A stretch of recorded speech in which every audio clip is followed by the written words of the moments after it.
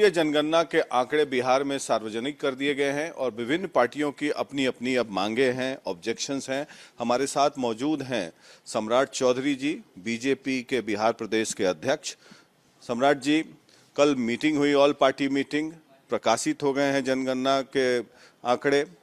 अब इसमें बहुत सारे ऑब्जेक्शंस भी हैं, तरह तरह के आरोप लग रहे हैं। आपके हिसाब से क्या ऑब्जेक्शंस हैं इसमें?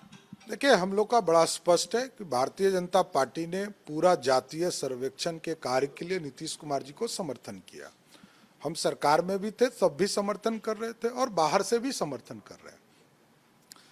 किसी न्यायालय ने भी रोक नहीं लगाया, और इसलिए कि नीतीश कुमार जी ने कहा कि हम जातीय सर्वेक्षण करके सामाजिक और आर्थिक विकास कैसा हुआ इसकी जानकारी लेना चाहते। लेकिन कल जो रिपोर्ट जारी हुई है, कल परसों, उसमें स्पष्ट दिखता है कि नीतीश कुमार जी ने सिर्फ इनके ऑफिसर घर में बैठकर चीज़ों को तय करते रहे। कोई मैकेनिज्म नहीं है, कोई मानक तय नहीं किया। जबकि 17 पॉइंट्स बनाए गए थे, उसको सार्वजनिक क्यों नहीं कर रहे हैं? सार्वजनिक करना चाहिए। आप प्रकाश सिंह हैं तो आपकी जाति, उम्र, आपके आर्थिक स्थिति, इसको सार्वजनिक होना चाहिए। ये कहीं निजता का सवाल नहीं हो सकता है। आपके सार्वजनिक नहीं होंगे तो विकास कैसे होंगे? सरकारी पदाधिकारी आपके गांव में, इलाके में कैसे विकास करेंगे? आपके घरों तक विकास की किरण कैसे पहुंचेगा? आपको आरक्षण की व्यवस्था कैसे मिलेगी? ये सारे चीजों को सार्वजनिक करना चाहिए।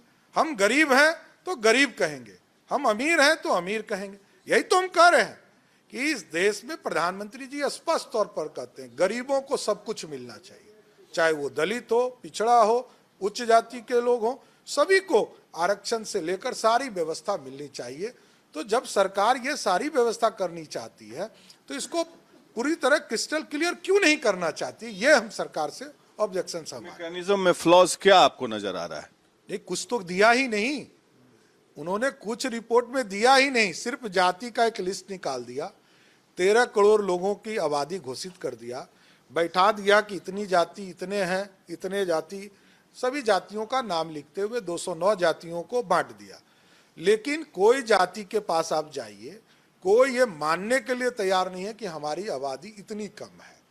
नीतीश कुमार जी तुष्टीकरण के चक्कर में ये पूरे खेल को कर रहे हैं।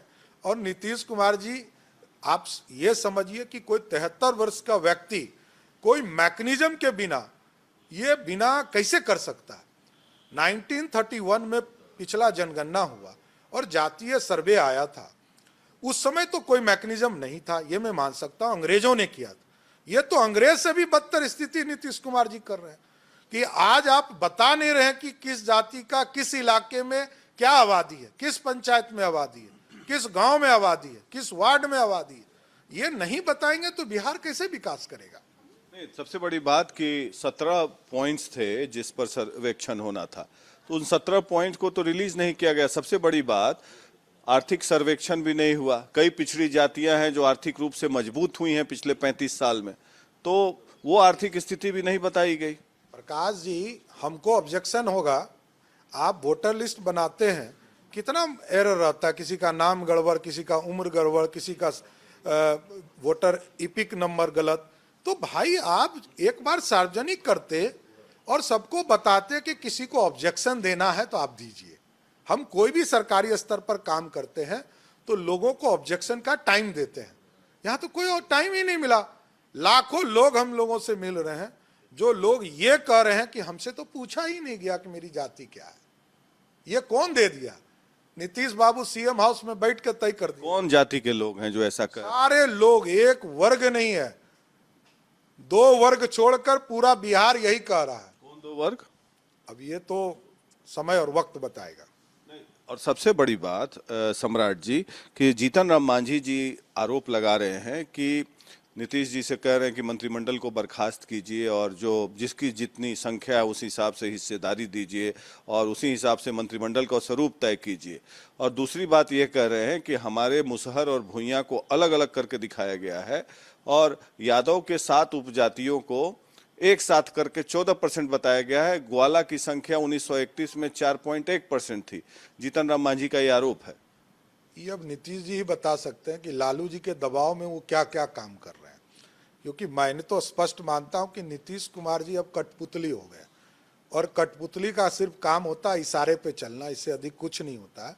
तो लालू जी ने क्या क्या उनको ट्रेनिंग दिया है वही बता पाएंगे। तो क्या आपको लगता है कि जो अति पिछड़ों की संख्या 36% हो गई है, जैसा कि जीतन राम मांझी जी ने कहा है, तो क्या आपको लगता है कि सत्ता की बागडोर जो है अब अति पिछड़ों के हाथ में जाना चाहिए? एकदम जाना चाहिए। मुख्यमंत्री या उप मुख्यमंत्री तुरंत बनाना चाहिए। भाजपा की सरकार थी, एनडीए की सरकार थी, हमने तो उप मुख्यमंत्री बनाकर रखा था रेणु दीदी को।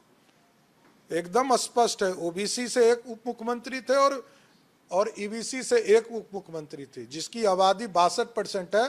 दोनों को मिलाकर हम लोगों ने मुख्यमंत्री उप मुख्यमंत्री बनाने का काम किया था। तो ये तो करना ही चाहिए, आबादी के हिसाब से चलना है तो जरूर करना चाहिए। सबसे बड़ी बात कि प्रधानमंत्री नरेंद्र मोदी जो हैं वो कह रहे हैं कि हम गरीबों के लिए हैं, गरीब और अमीर की लड़ाई है, न कि जाति में बांटना चाहिए लोगों को। नहीं, ये एकदम सही है। भारत को बढ़ाने की बात होना चाहिए, पीछे करने की बात नहीं होनी चाहिए। आज प्रधानमंत्री जी गरीबों की चिंता करते हैं, जो बीपीएल धारी हैं उन्हीं को आरक्षण की चिंता प्रधानमंत्री ने किया।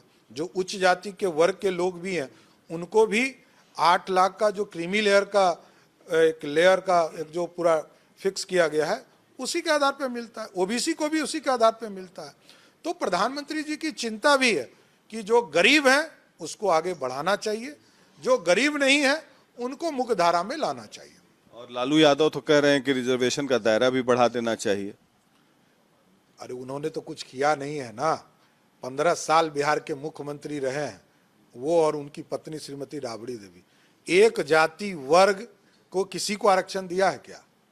अरे भाजपा थी इसलिए देश में आरक्षण खड़ा है। 89 में मंडल कमीशन को यदि भाजपा का समर्थन प्राप्त नहीं होता तो मंडल कमीशन लागू नहीं होता।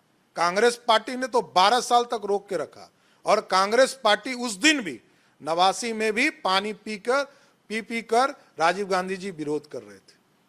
बिहार में भी 2001 में और 2002 में मुखिया और नगर निकाय का चुनाव हुआ, तब भी लालू जी ने किसी को आरक्षण नहीं दिया। छोड़ दीजिए अति पिछड़ा को, दलित को भी आरक्षण नहीं दिया, आदिवासी को भी आरक्षण नहीं दिया।